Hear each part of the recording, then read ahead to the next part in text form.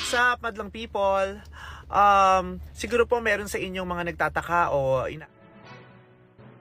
Nagsalita na sa wakas si Vice Ganda tungkol sa pagkakaaresto ni former President Rodrigo Duterte. Naglabas ng saloobin si Vice Ganda tungkol dito sa pamamagitan ng social media. Kahapon ay ikinagulat ng marami ng arestuhin ng kapulisan si former President Rodrigo Duterte sa pangunguna ni CIDG Chief Nicolas Torre. Ito ay sa bisa ng warrant of arrest na inilabas ng ICC. Sa kasong isinampa nila laban kay former President Rodrigo Duterte na crimes against humanity. Maririnig sa video ang pagmamakaawa ng asawa ni Duterte na si Hanilet. Naisugod muna si Duterte sa hospital dahil hindi maganda ang lagay ng kalusugan nito.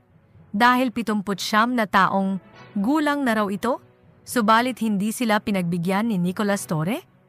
Mura ng pamasahe papunta ron. Dalawang anak nandito, paghina ka naman. Yes, sir. Paghina ka naman, dalawang anak lang. Guys, alisin niyo yan.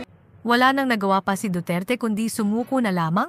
Ibinahagi pa ng daughter nitong si Kitty Duterte ang video kung saan di umano ay hinaras daw sila ng mga kapulisan na pilit kinukuha si Rodrigo Duterte at isinakay sa isang private jet patungong Hague, Netherlands, kung saan siya hahatulan at ikukulong. Maraming personalidad ang naglabas ng kanilang reaksyon tungkol dito at kabilang narito ang TV Patrol newscaster na si Karen Davila. Kasunod ng pagkakaaresto kay Duterte, nagpost si Karen Davila sa kanyang social media kung saan nagpaalala ito sa mga netizens na bagamat kinakaawaan ngayon si Duterte ng marami ay sana wag daw kalimutan ang mga naging biktima ng tokhang EJK na ipinatupad nito noon kung saan maraming mga inosente raw kabilang ang mga menor de edad na mga estudyante ang napaslang dahil kay Duterte. Kasunod ng pagkakaaresto kay Duterte, agad na ipinost pa ni Karen Davila ang larawan ni Kian De Los Santos, isang estudyante at menor de edad na napaslang noon. Sa tokhang EJK na ipinatupad ni Duterte, may caption itong, tama na po, may test pa ako bukas." Pagmamakaawa ni Kian De Los Santos sa mga pulis na pumaslang sa kanya. Sa caption say ni Karen Davila, huwag kalimutan. Sa comment section ay agad naman binuweltahan ng mga taga-suporta ni Duterte si Karen Davila.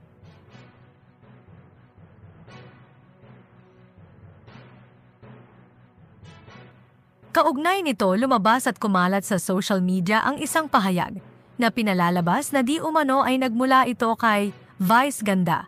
Tungkol sa pagkakaaresto kay Duterte, mababasa rito na, ayaw kong magpakahipokrito ha?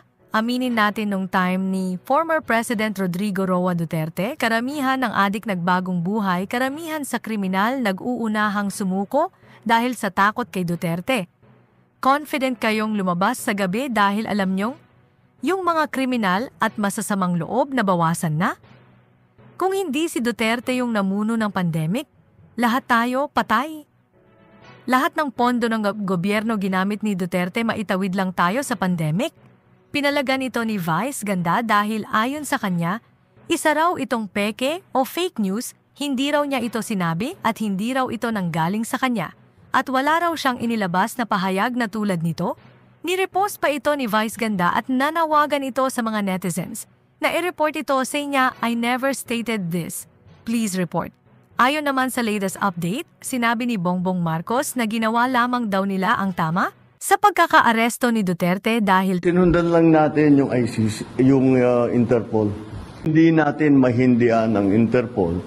Pag sinabi sa atin, tulungan nyo kami, kailangan namin kunin itong taong ito.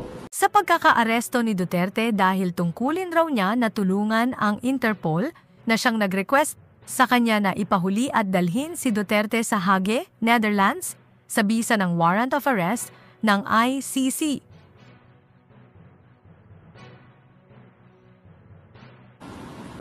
Sinong tumulong sa atin para makita natin yung mga ating kababayan na inaapi, nagamit sa masamang paraan? Ang Interpol. Ayan, anong say mo dito?